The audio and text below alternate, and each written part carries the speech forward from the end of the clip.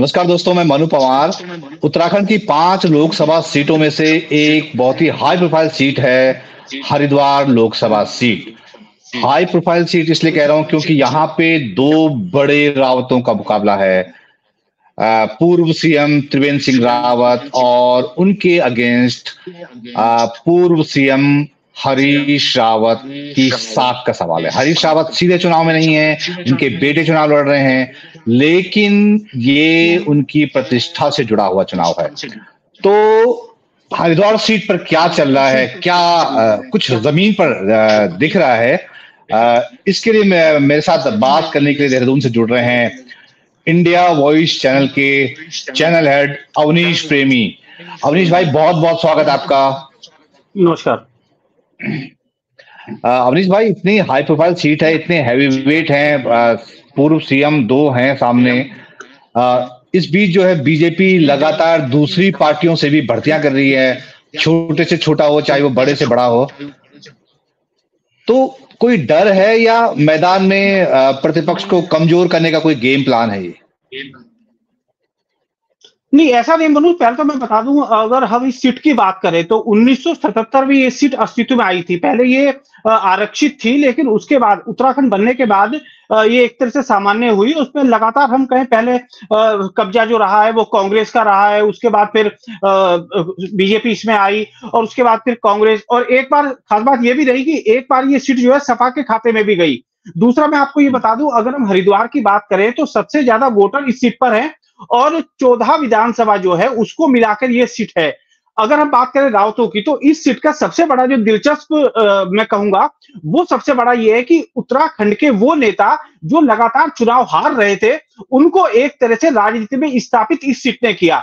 अगर मैं बात करूं हरीश रावत की तो वो भी लगातार हारते रहे हैं, अल्मोड़ा से वो हारे, लेकिन जब वो उत्तराखंड में आए और हरिद्वार से चुनाव लड़े तो यहाँ के लोगों ने उनको एमपी बनाया।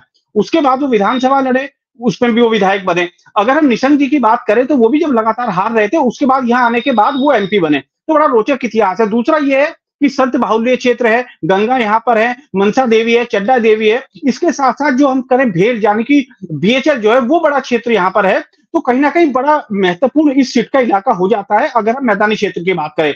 और जहां तक आपने कहा कि राजनीतिक दृष्टि की बात करें तो कहीं ना कहीं ये सीट बीजेपी के लिए प्रतिष्ठा की सीट है।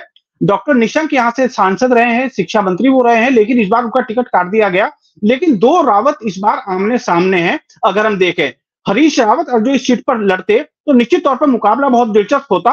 लेकिन इस समय जो सबसे बड़ी स्थिति जो दिखाई दे रही है वो कहीं ना कहीं बीजेपी के पाले में सीट दिखाई दे रही है। और खास बात यह है कि निर्दलीय तौर पर उमेश कुमार मैदान में है ही। और सबसे बड़ी बात यह रही कि बहुजन समाज पार्टी ने भी यहाँ पर इस बार मुस्लिम कैंडिडेट दिया है, तो वो भी कहीं ना कहीं कांग्रेस को नुकसान पहुंचाएगा। और जो निर्दलीय उमेश कुमार है वो भी कांग्रेस को नुकसान पहुंचाएंगे। और बीजेपी की स्थिति फिलहाल यहाँ पर बेहतर दिखाई दे रही है। जी। तो अवनीश जी, आप ये कह रहे हैं कि अगर चूंकि बहुकोणीय मुकाबला हो रहा है तो बीजेपी के लिए, मतलब त्रिवेंद्र सिंह रावत के लिए इतनी कठिनाई नहीं आने वाली, मतलब बहुकोणीय मुकाबले का फायदा मिलेगा बीजेपी को। देखिए, निश्चित तौर पर अगर हम यहाँ जातिगत समीकरणों की बात करें तो हम ये मान के चलेंगे कि यहाँ पर अगर टोटल देखा जाए तो कहीं ना कहीं जो फायदा है वो बीजेपी को मिलता हुआ दिखाई दे रहा है, यानी कि मुस्लिम के लिहाज से। क्योंकि अगर हम मुस्लिम की बात करें तो निश्चित तौर पर जो बीएसपी के कैंडिडेट है वो मुस्लिम वोट काटेंगे। अगर वो 1 लाख से ज्यादा भी मुस्लिम वोट काटते हैं तो कहीं ना कहीं बीजेपी को फायदा होगा। दूसरी बात यह कि हरीश रावत ऐसा नहीं है, हरीश रावत भी कहीं ना कहीं मुस्लिमों में अपनी पकड़ रखते हैं और वो भी सीधे सीधे जो फायदा देंगे वो बीजेपी को देंगे। निर्दलीय उमेश कुमार की बात करें वो काफी सक्रिय दिखाई दे रहे हैं, तो वो भी कहीं ना कहीं जो फायदा मिलता है वो बीजेपी को दिख रहा है। तो फिलहाल की जो स्थिति है, भले ही हम कहें मार्जिन कम रहेगा, लेकिन इतना जरूर है कि फायदा यहाँ पर बीजेपी को दिख रहा है। और सबसे बड़ी बात यह है कि जो व्यापारी वर्ग है या और हम वर्गों की बात करें वो भी आज के समय, क्योंकि बनू आप जानते हैं इतने लंबे समय से आप दिल्ली के अंदर पत्रकारिता कर रहे हैं, विभिन्न चैनलों में आप रहे हैं, तो इस समय जो माहौल है भले ही हम कहेंगे परसेंटेज कम रह सकता है, लेकिन उस लिहाज से देखा है तो बीजेपी का पलड़ा दिखाई दे रहा है। और आप भी जानते हैं कि इस समय जो वोट है वो सीधे सीधे मोदी के नाम पर पड़ रहा है, हिंदू के नाम पर पड़ रहा है, सनातन के नाम पर पड़ रहा है। वो किसी व्यक्ति विशेष के नाम पर नहीं है। कैंडिडेट का चेहरा जरूर है, लेकिन जो नाम है, जो वोट पड़ रहा है वो कहीं ना कहीं मोदी, सनातन, हिंदू इस पर पड़ रहा है। और उसका असर यहाँ हम कहें हरिद्वार सीट पर भी देखने को मिल रहा है। जी। अवनीश भाई, आपने जिक्र किया निशंक जी का, उनका टिकट काटा गया, हेवीवेट हैं, मदन कौशिक हैं, तो ये बड़े-बड़े जो दावेदार हैं, उनके बीच में त्रिवेंद्र सिंह रावत आ गए। तो कहीं असंतोष का कुछ दिख रहा है जमीन पे, या ये लोग भी सक्रिय हैं उतने ही चुनाव जिताने के लिए त्रिवेंद्र सिंह रावत को? देखिए, बिल्कुल आपने अच्छा सवाल किया। अब तक हम बात करें तो 2 बार से लगातार निशंक यहाँ पर सांसद रहे हैं। उनकी अपनी एक लॉबी थी, उनके अपने एक विधायक थे, उनके समर्थक थे, लेकिन कहीं न कहीं उनको झटका दिया है। और अब ये स्थिति ये है कि जो अधिकांश जो विधायक हैं, अगर हम बात करें सिलसिलेवार में आपको बताऊं, अगर हम हरिद्वार की बात करें मदन कौशिक की, कहीं न कहीं उनके निशंक से उनका 36 का आंकड़ा रहा है। भले ही मंच पर 7 दिखाई दिए हों, लेकिन ऐसा नहीं है कि मदन कौशिक बहुत बेहतर तरीके से काम कर पाते। लेकिन क्योंकि त्रिवेंद्र सिंह रावत गवर्नमेंट में मंत्री रहे हैं, मदन कौशिक प्रदेश अध्यक्ष भी रहे हैं, तो उस लिहाज से देखा जाए वो बेहतर तरीके से काम कर रहे हैं। हाँ, इतना जरूर है कि जब लोकसभा सीट पर टिकट की बात चली थी, तो यतीश्वर जो कि चुनाव हार गए हैं हरिद्वार ग्रामीण से, वो भी दावेदार थे। लक्सर से चुनाव हार चुके संजय गुप्ता, वो भी दावेदारी यहाँ पर कर रहे थे, लेकिन उनका टिकट कटा। नाराजगी जरूर थी, कुछ समय के लिए उन लोगों ने विरोध जरूर किया, लेकिन अब वो मंच पर दिखाई दे रहे हैं। लेकिन अगर मैं आपको बात करूं अंदरूनी उसकी, तो फिलहाल आज के समय में मदन कौशिक की बात करूं, आदेश चौहान की बात करूं, प्रदीप बत्रा की बात करूं, या बाकी जो बीजेपी के विधायक है उनकी बात करूं, वो एकजुट है। लेकिन जो निशंक का खेमा है, वो अब भी बहुत खुलकर सामने नहीं आ रहा। जिस तरह का प्रचार त्रिवेंद्र जी के लिए उनको करना चाहिए था, वो फिलहाल करते हुए दिखाई नहीं दे रहे। और इतना जरूर है कि जिस तरह की खबरें भी आई, वो मीडिया में भी आई, सोशल मीडिया में आई, अखबारों में छपी, तो कहीं ना कहीं एक कसक जो है वो उनके मन में है। एक कसक जो निशंक जी के समर्थक हैं उनके मन में है, लेकिन वो खुलकर बहुत ज्यादा कुछ बोलते हुए दिखाई फिलहाल नहीं दे रहे। लेकिन इतना जरूर है कि मंच पर साफ दिखाई दे रहे हैं। जी। तो ये कहीं दिक्कत पैदा तो नहीं करेगा त्रिवेंद्र सिंह रावत के लिए, निशंक जी का नाराज होना या निष्क्रिय होना? नहीं, मनु इसको हम निष्क्रिय तो नहीं कहेंगे, क्योंकि अगर मैं जितना बेहतर तरीके से डॉक्टर निशंक को जानता हूं, मेरे से बेहतर आप जानते हैं, निशंक कभी भी जो है वो पार्टी के खिलाफ नहीं जा सकते। निशंक कभी भी अपने जो बीजेपी के कैंडिडेट है उनके खिलाफ नहीं जा सकते। कभी भी वो अपनी जो नाराजगी हो खुलकर व्यक्त करने वाले नेताओं में नहीं रहे हैं। आपने देखा बिल्कुल शिक्षा मंत्री जैसे पद पर रहे, उनको मंत्री पद से हटा दिया गया, लेकिन उनका कोई रिएक्शन सामने नहीं आया। वो 2 बार के सांसद रहे, उनको फिर टिकट काट दिया गया, इतने सीनियर लीडर, लेकिन उनकी कहीं नाराजगी कोई सामने नहीं आई। तो वो राजनीति समझते हैं। और इस समय जो बीजेपी में राजनीति का दौर चल रहा है, जो इस समय बीजेपी जिस राह पर चल रही है और जिस तरह बीजेपी आगे बढ़ रही है, तो निशंक समझते हैं कि शांत रहकर ही चलना जरूरी है, और इसीलिए वो अपने समर्थकों को भी लगातार साथ में जोड़ने की कोशिश कर रहे हैं। लेकिन अगर मैं बात करूं तो फिलहाल तो एकजुटता है, लेकिन अंदरूनी तौर पर क्या चीजें हैं वो तो परिणाम सामने होगा। लेकिन इतना जरूर है कि मुख्यमंत्री त्रिवेंद्र जी रहे हैं, वो भी हरिद्वार से वाकिफ हैं, तो वो भी तमाम चीजों पर नजर रखे हुए हैं। लेकिन इतना जरूर है कि इस समय जो देखा जाए हरिद्वार के अंदर, तो अगर हम 2 विधायकों को छोड़ दे, पूर्व विधायक यानी कि संजय गुप्ता, यतीश्वर उनको, उस लिहाज से सारे विधायक फिलहाल एक तरह से त्रिवेंद्र जी के साथ दिखाई दे रहे हैं। और जहां तक बात आपने की निष्क्रियता की डॉक्टर निशंक की, तो मैं निष्क्रिय उनको नहीं मानता। जो भी मंच साझा हो रहा है उसमें वो त्रिवेंद्र जी के साथ भी कर रहे हैं, और पार्टी के बड़े नेता जो शामिल हैं हरिद्वार में है, वो मीटिंग कर रहे हैं, उसमें भी निशंक जी अपनी चढ़ बढ़कर भागीदारी निभा रहे हैं। जी। अवनीश भाई, अब बात करते हैं हरीश रावत की। क्या आपको भी लग रहा है कि हरीश रावत या तो फंस गए हैं या पार्टी को फंसा गए हैं? क्योंकि उनका एक बयान मैंने अभी देखा, कुछ दिन पहले उन्होंने कहा कि पार्टी में जो है सत्ता की भूख कम हो गई है। हरीश रावत जैसा नेता ऐसे कहने लगे कि समझ से परे है, क्योंकि वो तो खुद भी हाईकमान के बहुत करीब रहे हैं। तो कहीं फंस तो नहीं गए हरीश रावत इस दंगल में? देखिए, आपने बिल्कुल कहा, हरीश रावत फंसे हैं, और सबसे बड़े सवाल है कि अब उनके इस फंसने पर ही सवाल जो खड़े कर रहे हैं उनके करीबी कर रहे हैं। अगर मैं मनु आपको बताऊं, जो उनके करीबी रहे हैं, जो उनके ओएसडी रहे हैं, बहुत खास रहे हैं, चुनाव लड़वाया उन्होंने, लोकसभा का विधानसभा का चुनाव लड़वाया। आज की तारीख में करीब 24 से ज्यादा ऐसे नेता हैं हरिद्वार के जो हरीश रावत के से नाराज होकर इस समय बीजेपी में शामिल हो चुके हैं। और उनका सीधे सीधे कहना यह है कि हरीश रावत ने हमेशा लोगों से दगा की है। दूसरा, हरीश रावत और जो इस सीट पर आते तो कहीं ना कहीं नजारा अलग होता।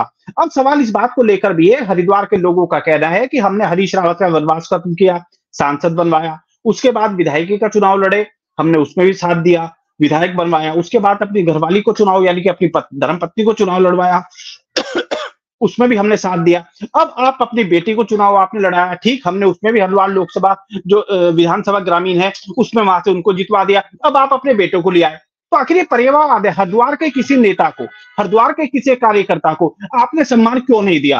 आप सिर्फ अपने परिवार के बारे में सोचते रहे। तो ये कहीं न कहीं एक नाराजगी लोगों में है और इसको खुलकर व्यक्त किया जा रहा है। कांग्रेस सेवा दल के प्रदेश अध्यक्ष की बात करें, मुख्यमंत्री के ओएसडी पुरुषोत्तम शर्मा की बात करें, वो सब पार्टी छोड़कर जा चुके हैं। उनकी नाराजगी सिर्फ ये है कि हरीश रावत की राजनीति सिर्फ हरिद्वार में परिवारवाद तक सिमट कर रह गई। तो कहीं न कहीं हरीश रावत परेशान है और यही कारण है कि रोज उनकी 2 से 3 पोस्टें आना, उसमें अपनी लाचारी दिखाना और सबसे बड़ी बात ये है कि अभी उनकी एक पोस्ट बड़ी चर्चित हो रही है। वीरेंद्र रावत जो उनके पुत्र हैं, जो कि लोकसभा कैंडिडेट हैं, उनकी भी उनका साफ तौर पर कहना है कि हमारे पास पैसा नहीं है। 11-11 रुपए लोग उनके अकाउंट में डाल रहे हैं। वो 100-100 रुपए की डिमांड कर रहे हैं। तो ये कहीं न कहीं एक नाराजगी भी है, मैं कहूँ लोगों में और दिलचस्पी है। ये तो बहुत ही दिलचस्प आपने बात बताई है अवनीश भाई। दूसरा आपने अभी एक बीएसपी वाली बात कही थी कि जो है ये वोट काटेंगे कांग्रेस के। पिछली बार 2019 में 14% वोट ले गई थी बीएसपी, लेकिन कैंडिडेट तब लोकल था। अभी जमील अहमद जो हैं वो बाहर से आए कैंडिडेट हैं, तो क्या बीएसपी उतना बड़ा फैक्टर रहेगी कि वो किसी को नुकसान पहुंचा सके? देखिए, नुकसान तो पहुंचा सकती है, लेकिन सवाल इस बात को लेकर है कि जो कैंडिडेट यूपी से यहाँ पर भेजे गए हैं, पैराशूट कैंडिडेट मैं कहूंगा, कि उनकी स्वीकार्यता कितनी है। ये तो आपको मानना पड़ेगा कि बीएसपी का अपना एक वोट बैंक है, किसी को भी खड़ा कीजिए आप वो देंगे। लेकिन सवाल मुस्लिम वोट का है। जो बीएसपी का दलित वोट है वो तो बीएसपी को जाएगा, मैं इस बात को स्वीकार कर रहा हूं। लेकिन सवाल इस बात का है कि जो मुस्लिम है, वो मुस्लिम जो बीएसपी कैंडिडेट है मुस्लिम, उनको कितना स्वीकार कर पाते हैं। तो उसमें कहीं ना कहीं एक डाउटफुल वाली स्थिति है। और इतना जरूर है कि अगर कहीं ना कहीं 1 लाख, 1.25 लाख, 1.5 लाख वोट भी अगर बीएसपी कैंडिडेट पा लेते हैं, तो कहीं ना कहीं नुकसान कांग्रेस को यहां पर होगा। लेकिन स्थिति जो फिलहाल की है कि बहुत ज्यादा प्रचार प्रसार बीएसपी का यहां पर दिखाई नहीं दे रहा। जहां तक कैंडिडेट की बात है, बीएसपी के भी कई बड़े नेता हैं जो पार्टी छोड़ चुके हैं। तो बहुत ज्यादा फर्क तो मैं नहीं कहूंगा, लेकिन इतना जरूर है कि जो वोट बैंक है बीएसपी का, वो उसको जाएगा। नुकसान सीधे सीधे यहाँ पर उससे कांग्रेस को होगा। जी हाँ, तो आखिरी सवाल अवनीश भाई, आपने हरिद्वार का तो बता दिया लगभग मोटा मोटा कि बीजेपी की राह बहुत मतलब इतनी मुश्किल नहीं है। आप इंडिया वॉइस चैनल के चैनल हेड हैं, पूरा उत्तराखंड देख रहे हैं, पूरा समझ रहे हैं उत्तराखंड के पॉलिटिक्स को, चुनावी पॉलिटिक्स को। 19 में 5-0 हुआ था, तो 24 में अगर मैं कहूं तो क्या वो रिपीट होगा या उसमें कुछ फेरबदल होने की आशंका है? देखिए, अभी तक जो मैंने आकलन किया है 5 सीटों का, मुझे रिपीट होता हुआ दिखाई दे रहा है। लेकिन जो मार्जिन है वो बहुत कम रहेगा। जिस तरह का हम दावा कर रहे हैं कि साहब त्रिवेंद्र सिंह रावत हरिद्वार से 4 लाख से ज्यादा का जीतेंगे, हम पौड़ी से दावा कर रहे हैं कि बीजेपी के कैंडिडेट अनिल बलूनी 5 लाख से ज्यादा का जीतेंगे, हम दावा कर रहे हैं कि साहब अजय टमटा जो है वो 2 लाख से ज्यादा का जीतेंगे। तो वो आंकड़ा जो है, वो जो मतलब बढ़त है, वो मुझे कम दिखाई दे रही है। उसका कारण है, पहली बात यह है कि अगर आपने जैसे पूरे स्टेट की सवाल किया, लेकिन हमारे यहाँ सबसे जो महत्वपूर्ण सीट इस समय होती हुई दिखाई दे रही है वो पौड़ी की है। क्योंकि बीजेपी के राष्ट्रीय प्रवक्ता हैं अनिल बलूनी, वो कैंडिडेट हैं बीजेपी के। कांग्रेस से गणेश गोदियाल है। तो गणेश गोदियाल को भी हम इतना जरूर कह सकते हैं कि वो चुनाव बहुत अच्छा लड़ रहे हैं, अकेला चुनाव लड़ रहे हैं। लेकिन भीड़ के लिहाज से देखा जाए तो उनके पास भी अनिल बलूनी से कमतर भीड़ नहीं है। वहां पर भी रोचक मुकाबला है। अगर हम बात करें टिहरी सीट की, तो टिहरी सीट पर निर्दलीय बॉबी पवार कहीं ना कहीं परेशानी डाल रहे हैं बीजेपी के लिए, और वो खुलकर प्रचार करें। उनके जब वो उन्होंने अपना नॉमिनेशन दाखिल किया था, उसमें 10 से 15 हजार के युवाओं की भीड़ आना, तो कहीं ना कहीं एक संकेत है ना कि नाराजगी है। तो लेकिन मैं फिर आपको कह रहा हूं कि इस समय जो वोट पड़ रहा है वो मोदी जी के नाम पर पड़ रहा है, वो बीजेपी के नाम पर पड़ रहा है, और उसी का फायदा इन सब कैंडिडेट को मिलेगा। तो मेरा जो मानना है कि उत्तराखंड की पांचों सीटों पर बीजेपी जीत हासिल करेगी। लेकिन जो जीत का मार्जिन होगा, जिस तरह का दावा किया जा रहा है कि लाखों में होगा, वो उतने लाखों में दिखाई फिलहाल नहीं दे रहा, मार्जिन कम रहेगा। तो आप किससे इस बातचीत में जो मुझे संकेत मिले कि वो पौड़ी गढ़वाल जो सीट है और टिहरी सीट जो है, वो 2 सीटें इंटरेस्टिंग बनी हुई हैं। मतलब ऐसा आप कह रहे हैं कि बहुत क्लोज फाइट है, या ज्यादा गैप कम रहने वाला है, क्या ऐसा कुछ कह रहे हैं आप? हाँ, बिल्कुल बिल्कुल, मैं इसी बात को कह रहा हूं कि जिस तरह हम दावा कर रहे हैं कि 5 लाख से जीतेंगे, तो 5 लाख से जीतने वाली स्थिति नहीं है। दूसरा क्या है, अगर हम टिहरी सीट की बात करें, जो बीजेपी के कैंडिडेट हैं राज्य लक्ष्मी, उन्होंने अब तक देखा जाए उनकी नाराजगी है लोगों में। वो कभी समाज के बीच में नहीं गई, कभी जनता के बीच में नहीं गई। तो वहां पर भी रोचक मुकाबला है, लेकिन मैं फिर आपको कह रहा हूं कि रोचक मुकाबले के बीच में जो है वो जो गैप रहेगा वो कम मुझे यहाँ पर दिखाई दे रहा है। लेकिन सीटें जहां तक बात है वो कहीं ना कहीं मुझे अब तक का जो मेरा आकलन है, अभी हालांकि चुनाव में वोटिंग में टाइम है, लेकिन जो मुझे लग रहा है फिलहाल उस हिसाब से देखा जाए तो कहीं ना कहीं मार्जिन कम रहेगा, लेकिन सीटें पांचों की पांचों बीजेपी की झोली में जाएंगी। तो अवनीश भाई बहुत बहुत धन्यवाद, आपने मुझे जो है इतनी बहुत कम उसमें इतनी सब चीजें समझा दी। बहुत बहुत धन्यवाद। इंडिया वॉइस चैनल के हेड अवनीश प्रेमी देहरादून से मेरे साथ जुड़ रहे थे और उन्होंने पूरी डिटेल में आपको समझा दिया कि क्या कुछ चल रहा है उत्तराखंड की 5 सीटों पर। बहुत बहुत धन्यवाद अवनीश भाई, बहुत धन्यवाद। थैंक यू, नमस्कार।